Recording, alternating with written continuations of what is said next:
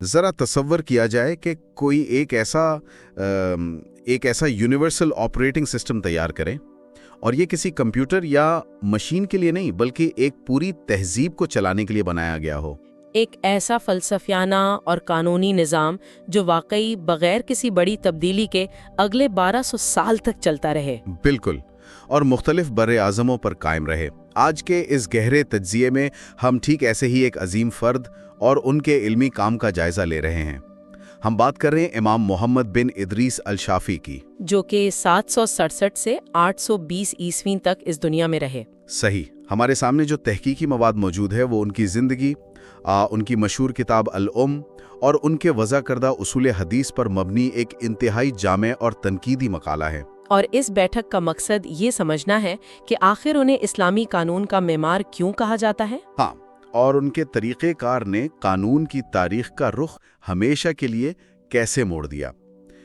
یہاں ایک اہم وضاحت کرتا چلوں کہ چونکہ ہمارے اس تحقیقی مواد میں انتہائی حساس اور اختلافی موضوعات شامل ہیں، جیسے کہ سنی اور شیعہ آرا یا معتزلہ اور ماڈرن سیکولر ناقدین کے نقطۂ نظر۔ بالکل، تو اس لیے اس تجزیے کا مقصد ہرگز کسی خاص فرقے یا نظریے کی حمایت یا تردید کرنا نہیں ہے۔ ہم صرف اور صرف ان تاریخی حقائق اور آراء کو غیر جانبداری سے پیش کر رہے ہیں۔ تو چلیے اس کی تہ تک پہنچتے ہیں۔ ویسے یہ واقعی ایک بے مثال تاریخی سفر ہے۔ اگر ہم اس دور کے حالات کو سمجھیں تو امام شافعی کا سب سے بڑا تاریخی کردار یہ تھا کہ انہوں نے اس وقت کے دو بڑے اور انتہائی مخالف مکاتب فکر کے درمیان ایک مضبوط پل کا کام کیا۔ یعنی اس وقت کی اسلامی دنیا فقہی اعتبار سے دو حصوں میں بنٹی ہوئی تھی۔ ہاں، ایک طرف مدینہ کا روایت پسند طبقہ تھا جنہیں اہل الحدیث کہا جاتا تھا۔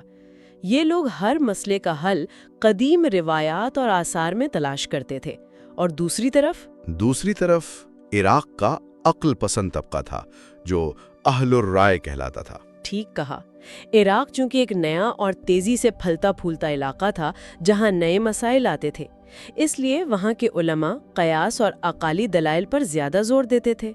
امام شافعی نے ان دونوں انتہاؤں کے درمیان ایک توازن قائم کیا۔ انہوں نے یہ اصول وضع کیا کہ انسانی عقل کی اہمیت اپنی جگہ بالکل بجا ہے، لیکن اس عقل کو ہمیشہ مستند وحی یعنی قرآن اور سنت کے تابع ہونا چاہیے۔ اور اس سوچ کی بنیاد ان کی ابتدائی زندگی سے ہی بننا شروع ہو گئی تھی۔ وہی تو، اگر ان کی ابتدائی زندگی پر نظر ڈالیں تو یہ کسی ایسی کہانی لگتی ہے جہاں کوئی انتہائی غربت سے اٹھ کر عروج تک پہنچتا ہے۔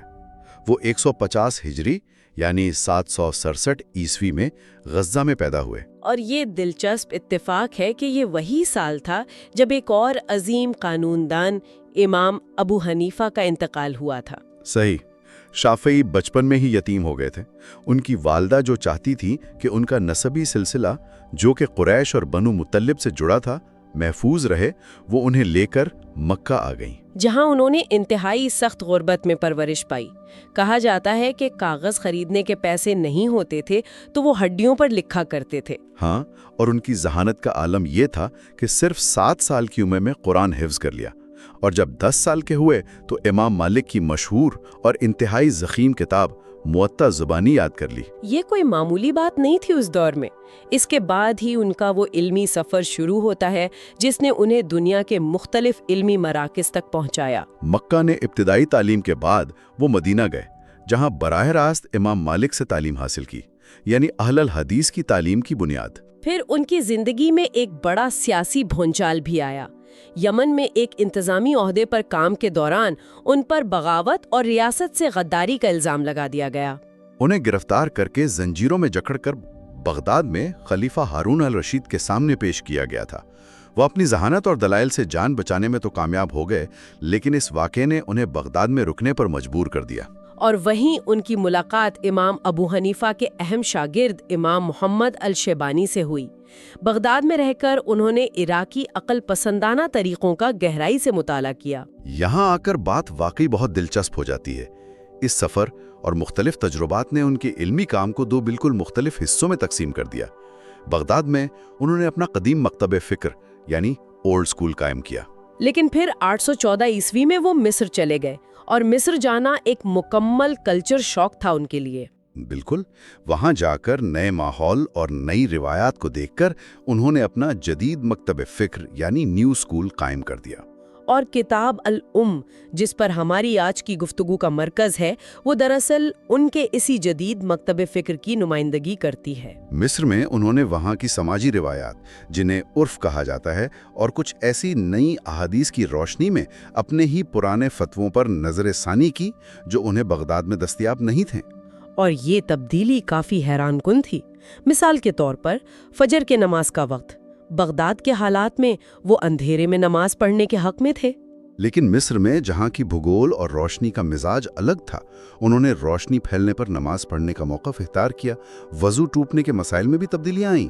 یہاں ناقدین سوال اٹھاتے ہیں کہ اگر مذہبی قانون واقعی الہی اور آسمانی ہیں تو وہ بھلا جغرافی اور علاقہ بدلنے سے کیسے بدل سکتا ہے؟ یہ ایک منطقی سوال ہے، لیکن ان کے حامی اس بات کو لچک اور مدلل وسعت کی مثال کے طور پر دیکھتے ہیں۔ ان کا ماننا ہے کہ نئے شواہد اور نئی سمجھ آنے پر نظریہ بدلنا علمی دیانتداری ہے۔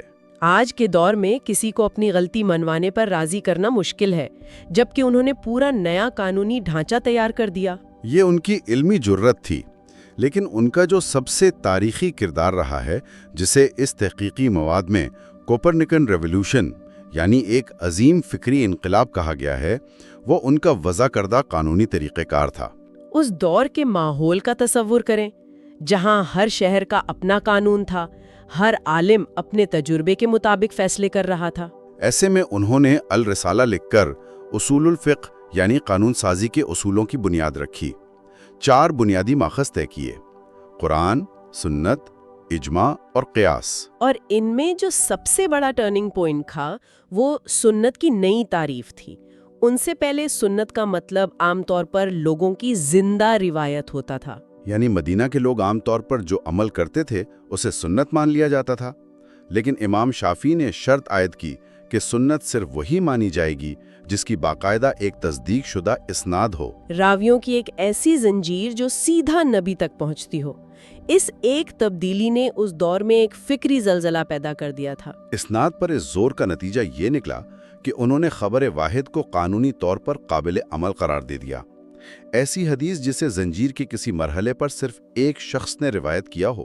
اب یہاں معتزلہ نے جو سخت عقل پسند تھے شدید تنقید کی۔ ان کا سوال تھا کہ ایک اکیلے انسان کی گواہی پر ریاست کے قوانین اور مذہبی سزائیں کیسے طے کی جا سکتی ہیں؟ انسان تو بھول بھی سکتا ہے۔ جواب میں شافعی نے عدالت کے گواہوں کی مثال دی۔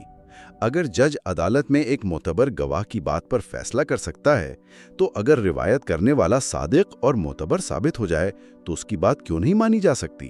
یہ ایک ایسا سخت اصول تھا جس نے آنے والی صدیوں کے لیے اسلامی قانون کی بنیاد کو سٹینڈرڈائز کر دیا۔ لیکن اس نظام کو مغربی اور جدید ناقدین نے کافی تنقیدی نگاہ سے دیکھا ہے۔ جیسے یوزف کیٹ کی مشہور تھیوری ہے کہ اس سخت اصول کی وجہ سے لوگ اپنی پرانی مقامی روایات کو بچانے کے لیے جھوٹی اسناد گھڑنے پر مجبور ہو گئے، جسے بیک پروجیکشن کہا جاتا ہے، یعنی پچھلی تاریخ میں جا کر جھوٹی زنجیریں بنانا۔ ہاں، تو یہ تو ان کے پورے نظام پر سوالیہ نشان تھا، لیکن مواد میں اس کا مدلل جواب موجود ہے۔ بالکل۔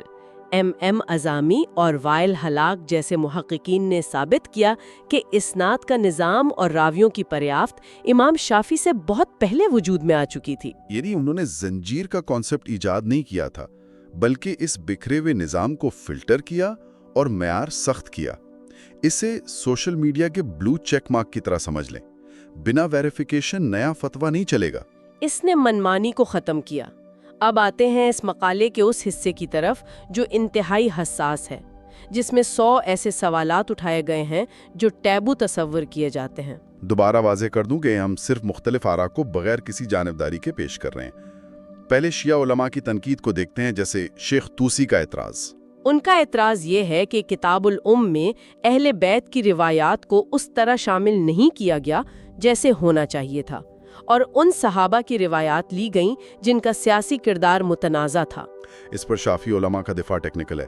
وہ کہتے ہیں کہ امام شافی نے راوی کی سیاسی وابستگی یا خاندانی شجرے کو نہیں دیکھا، بلکہ صرف چین آف ٹرانسمیشن اور راوی کے معتبر ہونے کو پرکھا۔ اب معتزلہ کی تنقید یہ تھی کہ شافی نے عقل کے بجائے صرف لفظی روایات اور اسناد کی چین کو اتنی اہمیت دی جس سے قانون کا عقلی پہلو پیچھے چلا گیا اور مذہب میکینیکل ہو گیا۔ یہ تو تھیں قدیم تنقیدیں، لیکن آج کے دور میں ماڈرن ہیومن رائٹس اور فیمنسٹ اسکالرز جیسے فاطمہ مرنیسی یا سیکولر مفکرین کو بالکل نئی تنقیدی نگاہ سے دیکھتے ہیں۔ ان کا آرگومنٹ یہ ہے کہ اس کتاب میں جن احکامات کو قیامت تک کے لیے قطعی قرار دے دیا گیا وہ دراصل 9ویں صدی کے عربی معاشرے کی سماجی روایات کی عکاسی کرتے ہیں۔ مثال کے طور پر خواتین کی گواہی، غلامی کو قانونی حیثیت دینا اور مرتد یعنی مذہب چھوڑنے والے کے لیے سزائے موت کے احکامات۔ ماڈرن ناقدین کہتے ہیں کہ ان قوانین نے مخصوص تاریخی رویوں کو ہمیشہ کے لیے فریز کر دیا۔ اس سے ایک اہم سوال پیدا ہوتا ہے، کیا قانون اپنے زمانے اور ماحول کا پابند ہوتا ہے یا ہمیشہ کے لیے مطلق ہوتا ہے؟ روایتی علماء اس کا دفاع مختلف کانٹیکسٹ میں کرتے ہیں۔ روایتی علماء کا ماننا ہے کہ غلامی کو فوراً ختم اس لیے نہیں کیا گیا کیونکہ اس وقت کی گلوبل اکانومی اس پر چلتی تھی۔ قانون نے اسے بتدریج ختم کرنے کی حکمت عملی اپنائی۔ اور مرتد کی سزا کو وہ عام تبدیلی مذہب کے بجائے ریاست سے غداری یعنی ہائی ٹریزن کے تناظر میں دیکھتے ہیں، کیونکہ اس وقت مذہب اور ریاست کی وفاداری ایک ہی چیز طے کرتی تھیں۔ لیکن سیکولر ناقدین اس دفاع سے مطمئن نہیں ہوتے۔ ان کا ماننا ہے کہ اس سخت اصول نے قوانین کو ایک خاص تاریخی دور میں قید کر دیا، جس سے ماڈرن رائٹس کے مطابق قانون سازی میں رکاوٹیں پیدا ہوئیں۔ یہ کشمکش آج بھی جاری ہے۔ تو اس سب کا مطلب کیا ہے؟ اگر ان تمام تنقیدوں اور قانونی ڈھانچے کی طاقت کو سامنے رکھیں تو کیا امام شافی کی اس لا میکنگ نے اسلامی سنہری دور کی علمی ترقی کو روک دیا تھا؟ ایک عام تصور یہ پایا جاتا ہے کہ ان کے انہی سخت قواعد کی وجہ سے آگے چل کر اجتہاد کے دروازے بند ہو گئے، لیکن اگر ہم اسے بڑی تصویر کے ساتھ جوڑیں تو واضح ہوتا ہے کہ یہ محض ایک غلط فہمی ہے۔ ویل ہلاک اور جوناتھن براؤن جیسے جدید محققین اس تھیوری کو رد کرتے ہیں۔ ان کے مطابق اجتہاد کبھی بند نہیں ہوا، بلکہ اس کا ایک ریشنل معیار طے ہو گیا تھا۔ دراصل ان کے اصولوں نے رول آف لا قائم کیا۔ اگر یہ نظام نہ ہوتا تو ہر حکمران اپنی سیاسی مرضی کے قوانین عوام پر مسلط کرتا۔ شافی کے نظام نے ریاست کی طاقت کو محدود کیا۔ اسی قانونی استحکام کی بدولت اس دور میں تجارت اور سائنس نے عروج حاصل کیا۔ ایک تاجر جانتا تھا کہ پوری اسلامی دنیا میں معاہدوں کے بنیادی اصول ایک جیسے ہوں گے۔ اور اس نظام کی اڈیپٹیبلٹی کا ثبوت کتاب العلم کی ساؤتھ ایسٹ ایشیا جیسے انڈونیشیا اور ملیشیا میں مقبولیت ہے۔ وہاں کسی فوج نے حملہ نہیں کیا، صرف تاجروں اور علماء کے ذریعے یہ مکتب فکر وہاں مقبول ہوا اور وہاں کے مقامی عرف کے ساتھ مل کر خود کو نئے حالات میں ڈھال لیا۔ یہ قانون کو حالات کے مطابق بدلنے کے اصول کی بہترین مثال ہے۔ ان تمام تنقیدوں کے باوجود انہوں نے بکھری ہوئی روایات کے اس نازک دور میں ایک ایسا نظام بنایا جس نے پوری سویلائزیشن کے قوانین کو مستحکم بنیاد فراہم کی۔ ہم آج کے ماڈرن رائٹس کے حوالے سے ان کے متعین کردہ حدود پر سوال اٹھا سکتے ہیں، مگر ان کی بنیادی تھیوری کی مضبوطی اپنی جگہ مسلم ہے۔ وہ قانون کا سٹرکچر انسانی تاریخ کی عظیم ترین علمی کوششوں میں مانا جاتا ہے۔ یہ تسلیم کرنا پڑتا ہے کہ ان کا کام آج تک فکری بحثوں کا مرکز بنا ہوا ہے۔ اس گہرے تجزیے کا نتیجہ یہ نکلتا ہے کہ امام شافی صرف ایک عالم نہیں تھے، بلکہ ایک ایسے مفکر تھے جنہوں نے انتشار کے دور میں ایک یونیورسل آپریٹنگ سسٹم تیار کیا جس نے اسلامی قانون کو 1200 سال تک چلنے کے قابل بنایا۔ گفتگو کو سمیٹتے ہوئے میں سننے والوں کے ذہن کے لیے ایک آخری اور غور و فکر کی دعوت دینے والا سوال چھوڑنا چاہتی ہوں۔ ہاں بتائیں۔ آج کی اس تیزی سے بدلتی ہوئی گلوبلائزڈ دنیا میں جہاں انسانیت کو آرٹیفیشل انٹیلیجنس، جینیٹک انجینئرنگ اور ڈیجیٹل اکانومی جیسے بالکل انوکھے مسائل کا سامنا ہے، اگر امام شافی آج یہاں موجود ہوتے تو کیا وہ بغداد اور مصر کے بعد آج کی دنیا کے حقائق کی روشنی میں اپنا ایک تیسرا مکتب فکر یعنی تھرڈ اسکول قائم کرتے؟ یہ واقعی سوچنے کی بات ہے۔ عقل وحی اور سائنس کے درمیان توازن رکھنے کے لیے اس نئے مکتب فکر کے اصول کیا ہوتے؟ یہ سوال ان کے قانونی حکمت عملی کو صرف ماضی کی کتاب نہیں بلکہ ہمارے مستقبل کا ایک زندہ سوال بنا دیتا ہے۔ ایک بہترین اور گہرا سوال جس پر ہر اس شخص کو غور کرنا چاہیے جو قانون اور تاریخ میں دلچسپی رکھتا ہے۔ اس کے ساتھ ہی ہمارا آج کا یہ گہرا تجزیہ یہاں مکمل ہوتا ہے۔ زندگی، تاریخ اور قانون کے اس دلچسپ سفر میں ہمارے ساتھ شامل ہونے کا شکریہ۔